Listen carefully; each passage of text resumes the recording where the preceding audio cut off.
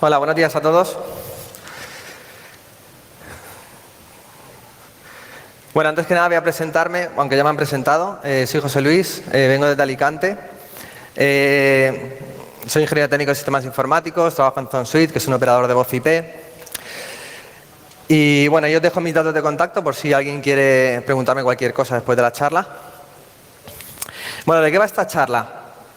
Lo que vamos a hacer es analizar un dispositivo hardware, ¿vale? Es una charla de hacking de dispositivos embebidos, que en este caso es un dispositivo, un router para sistemas de voz IP, ¿vale? Pero la charla no es de voz IP, podemos aplicar lo que voy a contar a cualquier tipo de dispositivos. Bueno, por cierto, ¿sabéis lo que es la voz IP? ¿Quién lo sabe? Bueno, la voz IP es telefonía a través de Internet. En lugar de ir a través de un cable físico, va a través de paquetes de datos. Con lo cual, como va a través de una red de datos, pues igual que cualquier otro servicio, tenemos que protegerlo de la misma forma, ¿no? Yo me dedico a temas de voz IP. ¿Y cuáles son los problemas que me encuentro a nivel de seguridad? O sea, es lo mismo si me atacan un servicio web, si me atacan una base de datos o si me atacan un sistema de voz IP. Pues evidentemente no son las mismas consecuencias, ¿vale? Si alguien ataca una página web, pues lo suele hacer por simple diversión, por elevar el ego, por motivos políticos o incluso por robar datos, ¿vale? Pero cuando alguien te ataca un sistema de voz IP, lo hace siempre por motivos económicos y eso pues se traduce en grandes pérdidas económicas en muy poco tiempo. No sé de aquí si hay administradores de sistemas. Si os fijáis en el firewall de vuestro equipo, veréis que tenéis un montón de bloqueos cada segundo, ¿vale? Internet está en un constante escaneo siempre. Yo monté un honeypot para ver los tipos de mensajes que me llegaban y los ataques que recibía. Un honeypot de voz IP. Y en apenas 6 meses tuve más de 3 millones de peticiones. Esto sin publicar el servicio en ningún sitio, ¿vale? Simplemente poniéndolo en Internet. ¿Qué solución podemos encontrar para esto? Para proteger nuestro sistema, nuestra centralita. Pues es suficiente con una buena administración. Todo el mundo, si hay administradores aquí, sabéis que hay que tener siempre los sistemas actualizados, pero muchas veces no es tan sencillo, ¿vale? Esto a nivel de voz IP, o sea, yo lo cuento a nivel de voz IP, pero es lo mismo que para cualquier otra cosa, ¿no? O sea, seguramente no tengamos una sola máquina, sino tengamos una infraestructura con un montón de máquinas. Y si nosotros actualizamos una de ellas, pues posiblemente los servicios haya que cambiar configuraciones o tengamos diferentes máquinas con diferentes servicios que tengamos que actualizar también, si no puede ser que deje de funcionar algo, ¿no? Con lo cual no es algo tan trivial. Y sin embargo cada día siguen apareciendo nuevos fallos y nuevas técnicas de ataque. Entonces una buena solución sería la instalación de un firewall, pero un firewall que sepa de voz IP en este caso. ¿Vale? Nosotros, por ejemplo, volviendo al caso de una página web, nosotros o abrimos un servicio o cerramos un servicio. Si queremos que todo el mundo acceda a nuestra web, no podemos poner filtros de IP. Aquí ocurre lo mismo. Si queremos que todo el mundo utilice nuestro servicio, lo abrimos a todo el mundo. Entonces, ¿cómo filtramos eso? Pues si conseguimos un dispositivo que sea capaz de analizar las tramas que entran en nuestra red, pues eso sería ideal, ¿no? Y bueno, y de eso va la charla. Vamos a analizar uno de estos dispositivos. Se trata de un router que es capaz de monitorizar el tráfico de voz IP y, en teoría, pues ver si es una amenaza o si es un paquete válido. Vamos a ver la funcionalidad, si realmente cumple con lo que nos vende el fabricante. Vamos a hacer un análisis de seguridad del propio dispositivo. Y luego vamos a ver la respuesta del fabricante una vez que le reportamos los fallos que nos hemos encontrado. Bueno, no voy a hacer mucha publicidad al dispositivo, pero si nos fijamos en la página web, básicamente pues nos dice que hace todo esto, ¿vale? Es capaz de analizar los paquetes SIP. Paquetes SIP es el protocolo que utilizamos para la voz IP. Detecta anomalías en el protocolo, ataques de fingerprinting, enumeración de usuarios, craqueo de contraseñas. Además bloquea ataques de denegación de servicio distribuido, cross-site scripting, buffer overflow, vulnerabilidades conocidas. Tiene listas negras dinámicas, listas blancas, reglas de firewall, geolocalización, detecta fraude, o sea, hace de todo, ¿no? Bueno, no lo he comentado, pero la elección de este dispositivo fue porque el fabricante se puso en contacto conmigo para ofrecérmelo, para ver si me interesaba distribuirlo a mis clientes. Y a mí me gusta siempre, pues, antes de ofrecer algo a mis clientes, que voy a dar yo la cara, pues me gusta analizarlo, a ver si realmente cumple con lo que está ofreciendo. Y bueno, investigando un poquito acerca del origen de este aparato, lo distribuye una empresa que está en la India. Lo fabrica una empresa que está en la India, pero lo distribuye una empresa canadiense, ¿vale? En realidad son los mismos. Lo que ocurre es que el fabricante, digamos que tienen dos marcas para que de esta forma el fabricante pueda ofrecerlo a terceros que quieran comercializarlo con otra marca distinta. De hecho, si nos fijamos en el panel y buscamos similitudes por internet, nos encontramos con otros paneles similares, en este caso de color naranja, que son exactamente iguales, ¿vale? Este segundo dispositivo es un dispositivo muy conocido, utilizado por millones de usuarios. No lo he probado. No puedo certificar al 100% que tenga los mismos fallos, pero sí que supongo que sí, vamos. Bueno, también si nos fijamos en el propio dispositivo, pues este sería el del fabricante, el de la empresa que lo comercializa, el otro que me he encontrado blanco, ¿vale? Todos tienen los mismos conectores, los mismos botones, los mismos LEDs, de las mismas posiciones. Bueno, ¿cómo analizamos la seguridad de un dispositivo físico? ¿Vale? Ya digo que eso se puede aplicar a cualquier tipo de dispositivos. Routers, cámaras web, teléfonos, lo que sea. Lo más cómodo es si tenemos acceso al firmware y podemos descomprimirlo, pues vamos a tener una copia de todo el sistema en nuestra máquina y vamos a poder analizarlo, ¿no? El problema que nos encontramos con esto es que muy pocos fabricantes te ofrecen la descarga del firmware y cuando lo hacen suele venir cifrado, lo cual imposibilita bastante que podamos meterle mano. Otra forma de analizar dispositivos es accediendo a los paneles de administración, los que tenga el propio aparato, como puedan ser un SSH, web, FTP, etcétera. El problema que tenemos con esto es que estamos haciendo un análisis a ciegas. Vamos a hacer un test de penetración, pero ni tenemos el código fuente, ni tenemos acceso al sistema, ni nada. Otra opción también de analizar este tipo de dispositivos de hardware es mediante los puertos de consola, en caso de que lo traiga. Si no trae puertos de consola, a través de los puertos UART, JTAG, etc. ¿Problemas? Pues que si no hay un puerto de consola donde enchufarnos, vamos a tener que abrir el aparato. Eso supone ya de entrada una pérdida de garantía. Y si no somos muy hábiles con el soldador, pues también no lo podemos cargar, ¿vale? Aquí en la imagen veis una conexión por UART, ¿vale? Donde soldamos 3 o 4 cablecitos y lo conectamos al USB. En el caso de este dispositivo del que voy a hablar, no tenemos acceso al firmware completo. En la página web del fabricante sí que podemos descargar actualizaciones, pero son actualizaciones y además vienen cifradas, por lo que no podemos meterle mano. Con lo cual, para analizarlo, pues vamos a hacer un test de penetración, ¿vale? Yo en este caso pues he utilizado un switch para crearme una red local, un Asterix, que es una centralita de voz IP que yo he puesto la he instalado en una Raspberry Pi, un portátil para lanzar los ataques y el propio dispositivo de seguridad. ¿Vale? El funcionamiento del cacharrillo este es muy sencillo, actúa en modo bridge, de forma que tienes dos interfaces, una LAN y una WAN. En la LAN conectaremos la PBX o la centralita o el sistema de voz IP y en la WAN vamos a conectar el resto de la red. De manera que todo el tráfico que entre o que salga de este aparato va a pasar, que entre o que salga de la centralita va a pasar por este aparato que va a decidir si es un paquete malicioso o si es un paquete válido. Bueno, antes de ver la seguridad del propio aparato, vamos a analizar la funcionalidad, todas las características que nos está vendiendo el fabricante. Si nos fijamos en el panel de control, vemos que es un panel de control muy sencillo de gestionar, simplemente con unos cuantos checkbox podemos configurarlo, no hace falta saber programar ni hacer nada del otro mundo. Y algo que no me ha gustado mucho es que por defecto trae activo la administración desde dos interfaces, tanto desde la LAN como desde la WAN. Supongo que todos tendréis router en casa y le habéis metido mano.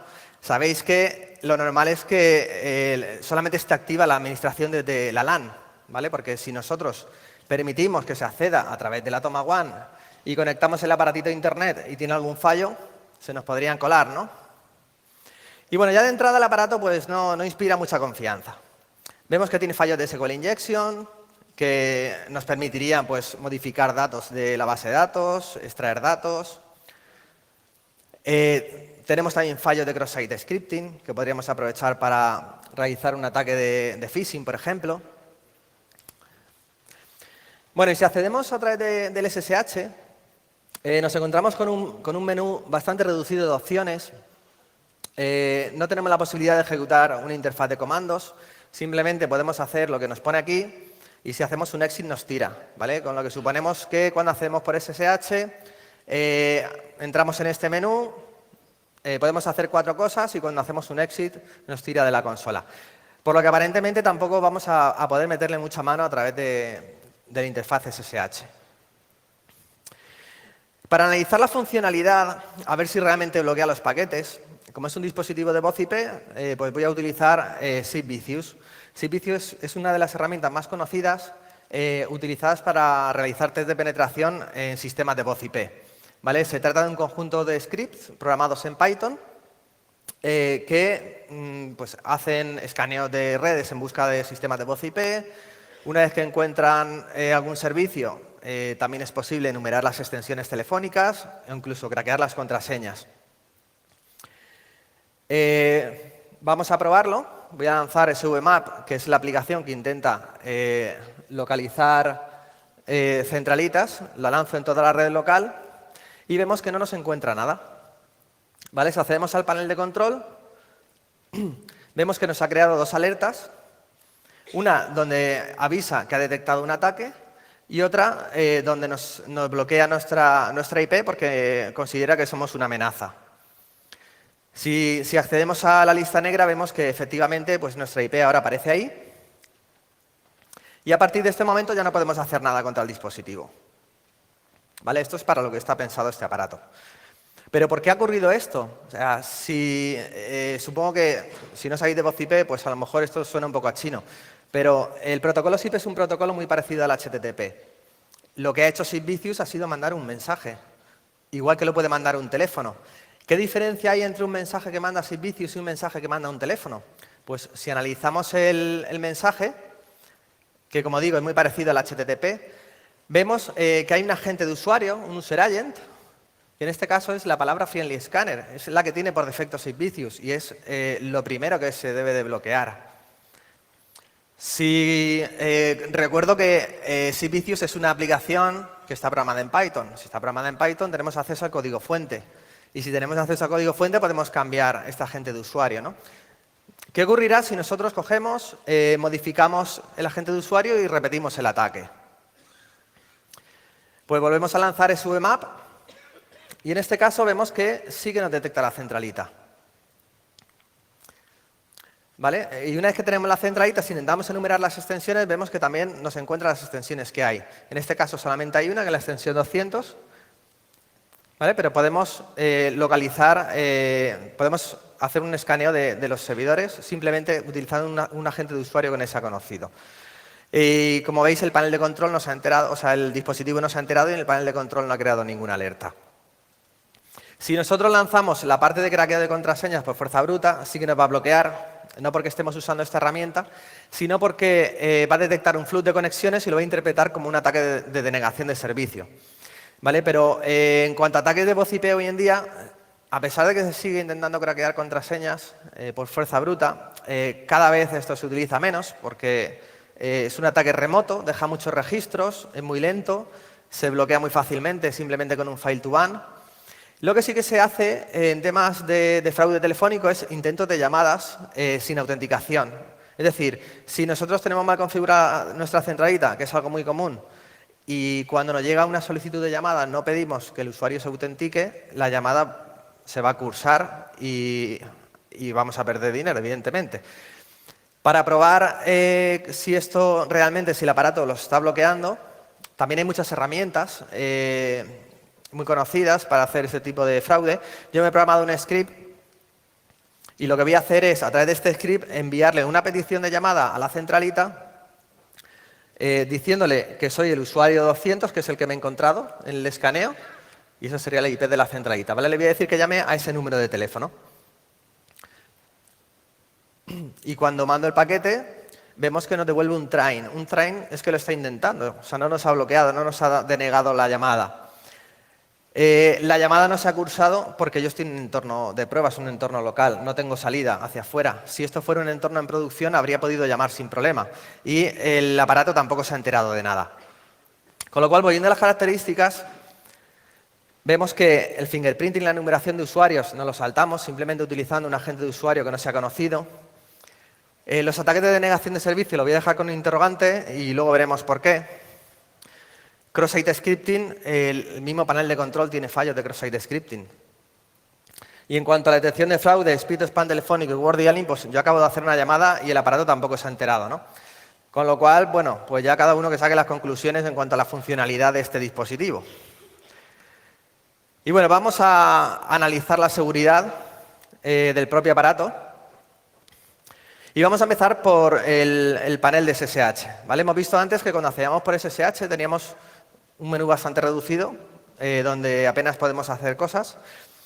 Y de todas estas opciones que podemos ejecutar, ¿vosotros pensáis que el fabricante ha implementado una aplicación que haga todo esto? O sea, sería reinventar la rueda, ¿no? Todo esto lo hace el sistema. Entonces, lo que suponemos es que el fabricante lo que está haciendo es, cuando nosotros ejecutamos un comando de estos, pues ejecuta el comando del sistema. Pues, para hacer un ping, para hacer una descarga de firmware, para cambiar una contraseña. Y bueno, la duda que nos surge ahora mismo es, de todos estos comandos, los que piden algún parámetro, ¿estarán filtrando bien esos parámetros? Pues vamos a verlo. Vamos a acceder por SSH y vamos a probar algunos de estos parámetros, algunos de estos comandos que piden parámetro, ¿vale? Por ejemplo, si nosotros lanzamos un ping y en lugar de poner una dirección IP ponemos, por ejemplo, /*, vemos que nos está haciendo un ls del directorio raíz. ¿Vale? Y si ponemos otra ruta, pues lo mismo, podemos sacar un listado de archivos y directorios de todo el sistema. Es bastante tedioso, pero podemos reconstruir todo el sistema de archivos utilizando un comando que está mal filtrado. ¿Y qué pensáis que puede estar detrás del comando de descargar firmware? Pues si en lugar de poner una URL ponemos --help, nos saca la ayuda del comando y vemos que es un wget. Y wget es una aplicación que nos da bastante juego. Por ejemplo, si en lugar de decirle que queremos descargar una URL, le decimos que queremos descargar un conjunto de URLs que están contenidas en un fichero, ¿vale? Eso lo hacemos con el -input file. ¿Qué es lo que ocurre? Pues que coge el fichero que le hemos pasado, intenta leer cada una de las líneas pensando que es una URL válida y como no son URL válidas nos escupe en error. Y con el error tenemos toda la línea. Como digo, es bastante tedioso, pero veis que simplemente utilizando el mal parseo o el nulo parseo de los comandos podemos reconstruir el sistema de archivos y podemos leer cualquier fichero del sistema. Pero bueno, esto es muy curioso y podemos jugar un poquito. Pero en realidad no se está filtrando tampoco el SCP, con lo cual, como el usuario admin es root, podemos hacer un SCP de todo el sistema y descargárnoslo a nuestra máquina y analizarlo ya todo tranquilamente.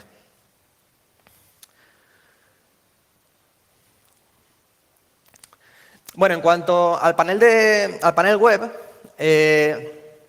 aquí vemos algunos comandos que también suponemos que estarán interactuando con el sistema operativo, como puede ser el comando ping o el comando traceroute. Y aquí nos surge la misma duda. Por ejemplo, el ping acepta dos parámetros, que son el host y el count, y estarán bien filtrados, porque si no están filtrando estos parámetros, vamos a tener la posibilidad de ejecutar comandos del sistema. Vamos a probarlo. Para ello nos vamos a ayudar de burp, que es un proxy. Y lo que vamos a hacer es intentar inyectar en el comando host, en el parámetro host. No vamos a ver una respuesta de lo que estemos haciendo, ¿vale? Puesto que este comando se va a ejecutar por detrás, ¿vale? La web no nos va a mostrar el resultado, con lo cual, para saber si funciona realmente, pues algo cómodo es ejecutar un reboot. Yo tengo el aparatito al lado, si veo que el aparato se reinicia, sabré que he encontrado una inyección de comandos. También si intentamos recargar la página web, pues veremos que Veremos que no carga, con lo cual hemos visto que tenemos la posibilidad de ejecutar comandos inyectando en el parámetro host del ping. Ahora, ¿cómo podemos leer la respuesta? Hemos visto pues, que si ponemos cualquier cosa se va a ejecutar en segundo plano y no vamos a ver lo que hace. Para leer la respuesta tenemos varias formas también. Por ejemplo, podemos leer ficheros con wget y decir que nos lo mande a una máquina donde nosotros tengamos a la escucha un netcat, ¿vale? Lo que hacemos es arrancar en nuestro ordenador un netcat en el puerto 80, como si fuéramos un servidor web. Y luego pues inyectaremos un wget a través del parámetro -postfile. Vamos a decir que nos lea un fichero del sistema, pero que nos lo mande luego la salida a nuestra dirección IP.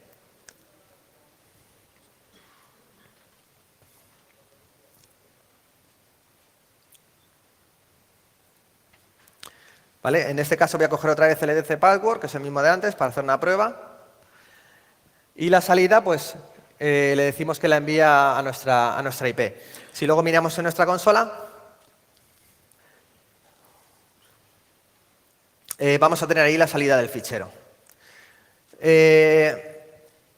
Sigue siendo todavía un poquito engorroso hacer esto. Para automatizarlo un poco, lo que podemos hacer es repetir el proceso haciendo un ls recursivo de todo el sistema con la finalidad de localizar la ruta donde está la web. Entonces, ejecutaremos nuestros comandos, redirigiremos la salida a un fichero que sea accesible vía web y lo descargaremos con un get, ¿vale? Así será más fácil. Para ello, pues yo me he creado un script que en ese script le paso dos parámetros. Primero, el comando que quiero ejecutar y como segundo parámetro, pues un 0 o un 1 en función de si espero una respuesta o no. Aquí lo vemos, bueno, el script es muy sencillo. Lo que hago es un login para obtener la cookie. Luego ejecuto un curl para inyectar en el ping, que es el fichero vulnerable. Si espero una salida, hago otro curl para obtenerla y finalmente hago un logout. ¿Vale? Y sería tan sencillo pues, como esto, ¿vale? Mucho más rápido y mucho más cómodo. Si os acordáis, cuando accedimos por SSH nos salía un menú, ¿no? Este menú, ¿quién lo arranca? Si vemos el punto profile de root, vemos que el menú se arranca aquí. Es una aplicación que se llama MainCli. Y evidentemente, pues si nosotros cogemos y renombramos el fichero profile, cuando accedamos por SSH ya no va a estar ya no se va a ejecutar ese MainCli y vamos a tener acceso a la interfaz de comandos, que es lo que nosotros queremos, ¿no? Para poder trastear. Pues una vez que lo renombramos, accedemos por SSH y ya tenemos acceso a todo el sistema. Bueno, en este aparato cabe la posibilidad de que el SSH no esté activo. Dentro de las opciones que había cuando accedíamos por SSH, veíamos que podíamos habilitar o deshabilitar el SSH, podíamos tener una contraseña para acceso por web y otra contraseña para acceso por SSH. Si el SSH está desactivado, pues lo podemos activar simplemente cambiando un valor en la base de datos y luego ejecutando un comando. Como tenemos inyección de comandos a través del panel web, podemos hacerlo sin problema. O si no sabemos la contraseña de acceso para acceder a través de SSH, pues lo mismo, teniendo acceso a la interfaz de comandos, podemos crear nuestro propio usuario personalizado como root y acceder a través de él. Y bueno, ¿qué ocurre? Esto ya un poco más a modo curiosidad para otro tipo de dispositivos, puesto que en este sí que está activo el acceso.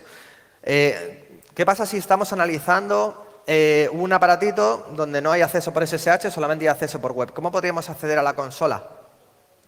Pues podemos ver la arquitectura del aparato, en este caso es un MIPS, y podemos compilar un netcat para esta arquitectura, a no ser que lo traiga ya el sistema, ¿vale? En este caso no lo trae, con lo cual pues, yo me descargo un MIPS un netcat para MIPS, lo compilé en mi máquina y luego pues, lo podemos subir. ¿Vale? Para probarlo en este dispositivo, en este caso hay un montón de reglas de firewall que están bloqueando las conexiones, con lo cual lo primero que voy a hacer es, aprovechando el script que tengo para ejecutar los comandos, A través del panel web, pues voy a borrar todas las reglas del firewall. Borramos las reglas de entrada, de salida, de redirección, hacemos un flush y luego pues verificamos que realmente se han borrado las reglas, que ya está todo limpio. Y ahora pues usamos, por ejemplo, wget para descargarnos el netcat de nuestra máquina, ¿vale? Hacemos que se conecte con nuestra máquina, se descargue el binario, le vamos a dar permisos de ejecución y luego pues lo ejecutamos. Por ejemplo, yo lo he puesto a correr en el puerto 5001. De manera que luego pues desde una consola, desde mi máquina, simplemente hago un netcat a ese puerto y ya estoy también dentro del sistema, ¿vale? A pesar de que no haya acceso por SSH. Bueno, veis que tenemos diferentes formas de entrar al dispositivo. Bastante fácil, por web, por SSH, hay muchas formas de acceder. Una vez que estamos dentro, si por ejemplo analizamos la base de datos, perdón, la página web, podemos ver el fallo de SQL injection que hemos visto al principio, ¿vale? Como veis, pues está cogiendo el parámetro uname, que es el usuario, y lo está metiendo directamente en el SQL sin realizar ningún tipo de parseo y sin hacer nada, ¿vale? Con lo cual, bueno, es de manual. Más cosas que podemos hacer, por ejemplo, pues es ver el fichero de autenticación. Si vamos siguiendo los includes, llegamos al final a una base de datos. Y si os dais cuenta, la base de datos es accesible desde la web. Suponemos que habrá algún tipo de mecanismo, algún htaccess o habrá algo para que no llegue yo, ponga la URL y me descargue la base de datos así por las buenas, ¿no? Pues no. Sin necesidad de autenticarme en el dispositivo, poniendo la URL, me descargo la base de datos, donde tengo, entre otras cosas, el hash del usuario para acceder. Pero es que esto no es lo peor, es que ni siquiera voy a tener que craquear esta contraseña. Porque si nos fijamos hacemos una captura de una autenticación, vemos que desde el index hasta el login, en el proceso de autenticación, está mandando el usuario en claro, la contraseña en claro, hasta ahí todo bien, pero luego me está mandando un hash. Y ese hash es la contraseña ya generada, el MD5 ya generado. Y si nos fijamos en el código fuente, vemos que lo que comprueba es el hash que le estoy pasando con el de la base de datos. No sé si os habéis perdido, ¿vale? Lo normal es que yo le pase a un usuario una contraseña, en el login coge esa contraseña, la pasa a MD5 y verifique con la base de datos. Pero aquí está probándola con el hash que le paso directamente desde el index, ¿vale? Vamos a verlo en una demo. Suponemos que yo me he encontrado este aparatito por ahí, no sé cuál es la contraseña de acceso, pongo cualquier cosa, una X, y si intento entrar me dice que las credenciales son incorrectas. Hasta ahí todo bien. Ahora, como yo sé cuál es la ruta de la base de datos, la cargo directamente y me la descargo a mi máquina. Y no me va a pedir ningún tipo de autenticación.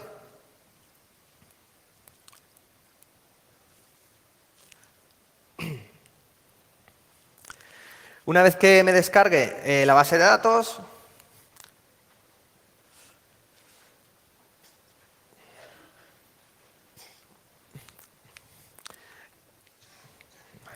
nos vamos a la tabla Web Users y ahí nos encontramos con el usuario admin con su contraseña en MD5.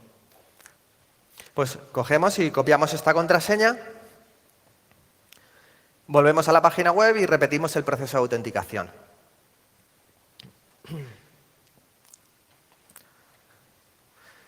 Vale, de nuevo, pues para autenticarme vuelvo a poner cualquier contraseña, puesto que la desconozco. Pongo otra vez una X. Y ahora lo que hago es, donde está el hash este que corresponde al MD5 de la X, pego el que había en la base de datos y ya estoy dentro del panel, ¿vale? No ha hecho falta ni siquiera craquear la contraseña.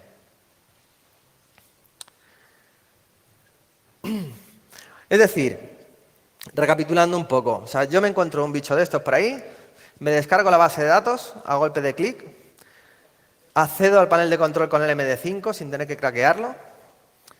Y ya tengo una inyección de comandos a través de, por ejemplo, la página del ping. Una vez que tengo la inyección de comandos, me puedo crear mi propio usuario con privilegios de administrador. Elimino el punto profile y ya tengo una consola desde donde hacer lo que me dé la gana. Bueno, pues analizando otros servicios que hay en este aparatito, me llamó la atención uno que está arrancando un puerto 8888 UDP, que, bueno, me puse a ver quién arranca ese puerto y vemos que ese servicio lo arranca una aplicación que se llama STM InfoServe, ¿vale? Que es una aplicación propia del fabricante. Y para ver lo que hace, utilicé IDA. Y bueno, vemos que está a la espera de que le mandemos algún paquete a ese puerto y según lo que le estemos mandando, pues hace unas cosas o hace otras, ¿vale? En definitiva, lo que hace es esto. Está a la escucha. Si nosotros le mandamos cualquier cosa a ese puerto UDP, directamente nos escupe los datos del interfaz local de red. O sea, así, sin autenticarnos ni nada, ya podemos saber cuál es la dirección de red del dispositivo. Pero es que si le mandamos la palabra set, se queda a la espera de que le mandemos otro paquete y si en ese segundo paquete le ponemos una IP /máscara de red /dirección MAC, supuestamente cambiamos la dirección de red del dispositivo. Repito, sin autenticarnos ni nada, ¿eh? Y bueno, digo supuestamente porque en realidad no funciona. Yo lo he probado y lo que hace esto es para el dispositivo de red, me cambia la dirección por la que yo le mando, pero luego no la arranca, se queda totalmente frito.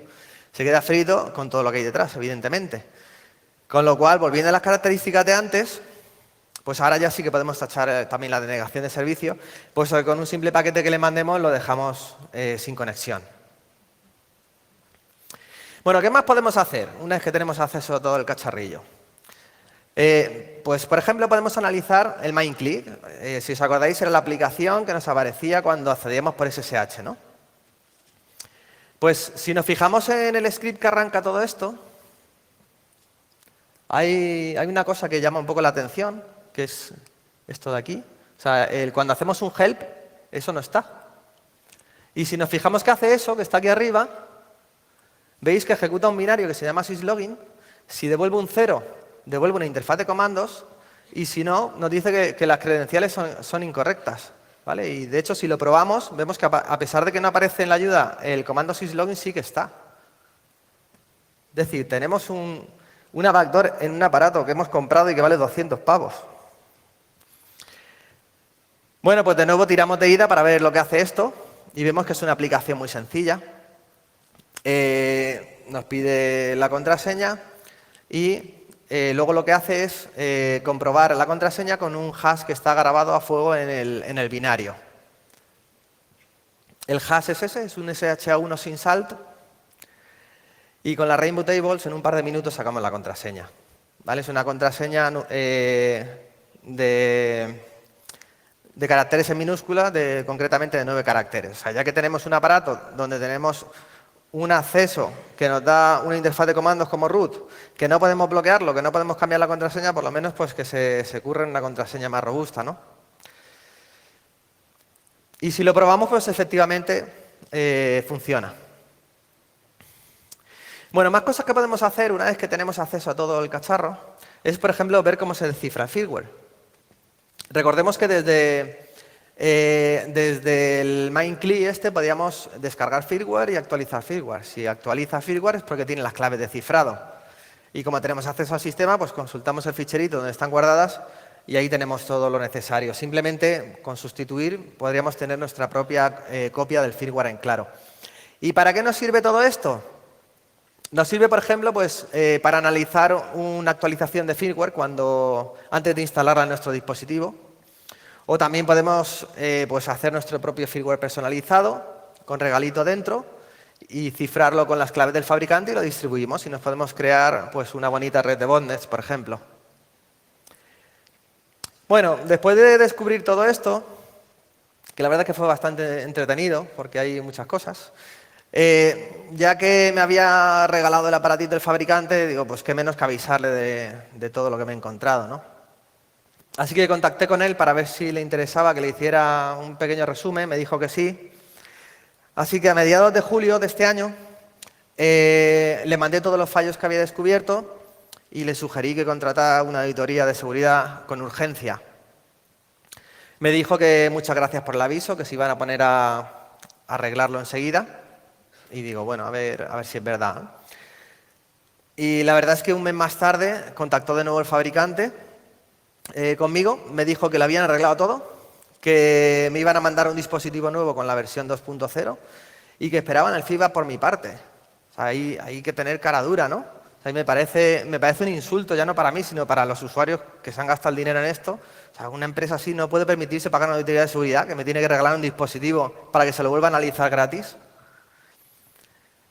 Bueno, pues ya que es gratis, le dije que me lo mandara y un mes más tarde me llegó el cacharrillo desde la India. Así a simple vista, pues vemos que es una caja nueva, más compacta. Han cambiado la arquitectura de MIPS a ARM. Y lo que no entiendo es por qué un aparato en producción le ponen una distribución inestable. Y bueno, lo conecto a la red y 10 minutos más tarde le mandé al fabricante esta captura, ¿vale? Tardé 10 minutos en volver a rutearlo otra vez. De nuevo le digo que contraten una auditoría de seguridad, que esto es una vergüenza, pero vamos, que no quieren rascarse el bolsillo. Y lo único que le interesa es que le diga cómo entré esta vez. ¿Y cómo entré esta vez? Pues lo mismo de antes, mismo sitio, diferente parámetros. Así te estoy diciendo que tienes una inyección de comandos en el parámetro host, pues mira también el count, porque si lo has hecho todo igual. Y bueno, en este caso, lo demás sí que lo habían solucionado todo. Fueron línea por línea lo que yo le había mandado, parcheándolo. Pero, o sea, en este caso yo ahora mismo, vale, he encontrado otra inyección de comandos, pero ya no puedo acceder al panel sin tener una contraseña. Y tampoco me puedo descargar la base de datos. Lo que pasa, pues que ya me puse a indagar un poquito más en el aparato este. Y nada, resulta que también, pues, tenemos en la página web, hay sitios donde no se comprueba la variable de sesión. Es decir, podemos ejecutar algunas partes de la web sin necesidad de estar autenticados. Y qué casualidad que el fichero que descarga, que hace el backup de la base de datos del usuario, pues no comprueba la variable de sesión. Con lo cual, pues simplemente con un get me descargo la base de datos cifrada del usuario. La base de datos viene cifrada, pero las contraseñas, las claves de cifrado son las mismas que en el aparato anterior. Con lo cual, pues nada, otra vez me la descargo y de nuevo vuelvo a tener la base de datos del aparato. En este caso, sí que voy a tener que craquear la contraseña, pero todo es cuestión de tiempo. Y viendo el tipo de contraseñas que maneja esta gente, pues no creo que me vaya a costar mucho. Si comprobamos más ficheros de la web, vemos que hay más que no comprueban la variable de sesión. Y nos permiten, pues, bueno, en este tipo de dispositivos solamente se admite una persona administrándolo, ¿vale? No pueden haber dos personas a la vez conectadas en el panel de control. Y este ficherillo que echa al usuario, pues tampoco comprueba la variable de sesión. Por lo que ejecutando esto, podemos echar a cualquier usuario que haya conectado. Y si yo meto esto en un bucle, pues ahí ya no lo administra ni el tato, ¿no?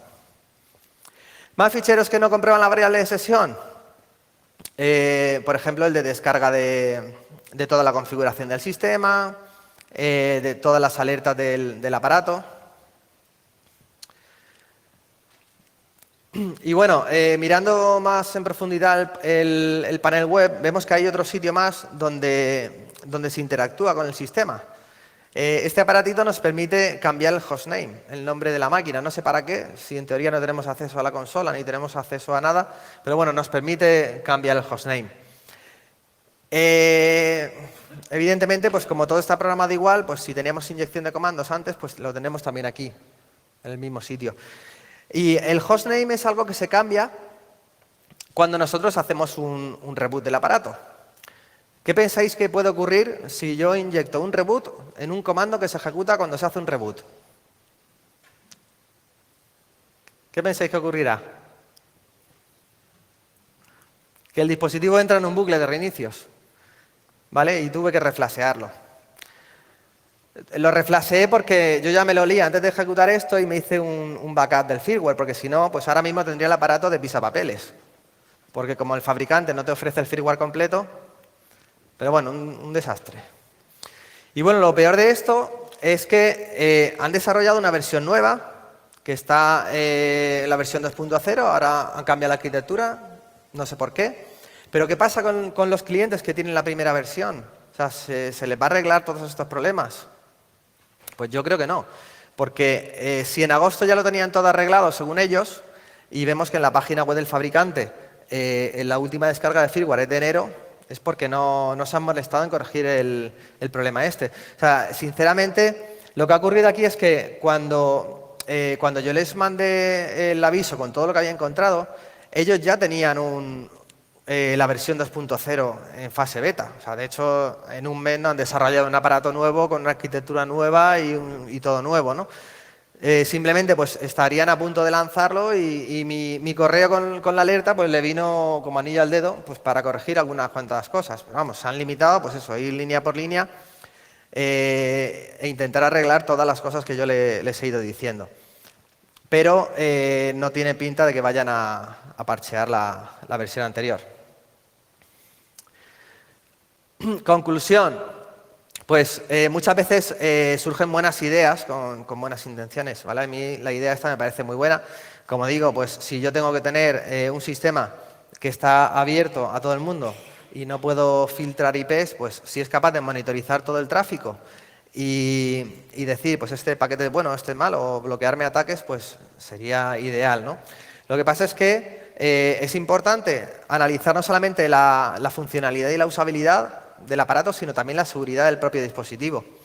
En este caso, un aparato que se supone que tiene que bloquear los paquetes que van hacia mi centralita, está permitiendo que una persona acceda a ella, acceda al aparato, a la interfaz de comandos como root, y si está dentro, tienes acceso ya a toda la red, ¿no? Ya no tienes un firewall de por medio, puedes monitorizar tráfico, puedes robar contraseñas y puedes hacer lo que te dé la gana. Y bueno, creo que he terminado de tiempo, pero nada, gracias a todos. Si tenéis alguna pregunta.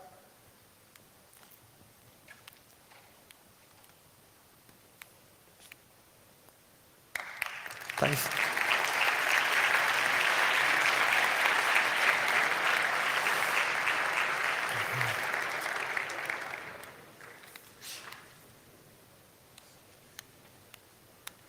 ¿Una pregunta? Dime. ¿Aposta?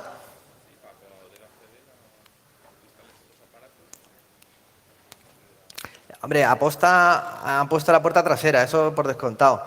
Pero tener todos estos fallos, no. De hecho, el segundo dispositivo que yo he mostrado, ese de color naranja, que no puedo certificar si tiene todavía fallos o no, hay libros y todo de administración de ese aparato y te digo que hay millones de usuarios. Y yo he dado esta charla en un congreso de voz IP donde estaba el dueño de esa empresa, que es de un país de Sudamérica, y le da exactamente lo mismo. A lo que hay es una pasividad impresionante, pero...